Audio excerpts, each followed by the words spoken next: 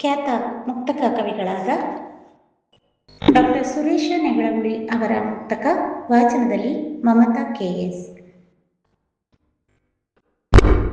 ಎಷ್ಟು ಹೋಳಿ ಹಿಂಡಿದರೂ ಇಷ್ಟವಾಗುವ ಹಾಗೆ, ಎಷ್ಟು ಹೋಳಿ ಹಿಂಡಿದರೂ ಇಷ್ಟವಾಗುವ ಹಾಗೆ, ಗಟ್ಟಿ ಮೊಸರೇನು ಹಾಲು ಕೊಡುವ ಹಾಗೆ, ಗಟ್ಟಿ ಮೊಸರೇನು ಹಾಲು ಕೊಡುವ ಹಾಗೆ, ಕೊಟ್ಟು ತುಪ್ಪವ ಮತ್ತೆ ಪುಷ್ಟಿ ನೀಡುವ ಹಾಗೆ, ಕೊಟ್ಟು ತುಪ್ಪವ ಮತ್ತೆ ಪುಷ್ಟಿ ನೀಡುವ ಹಾಗೆ, ಕಷ್ಟವಿಲ್ಲದೆ ಬದುಕು ತೀರತಮ್ಮ, ಕಷ್ಟವಿಲ್ಲದೆ ಬದುಕು ಧೀರತಮ್ಮ,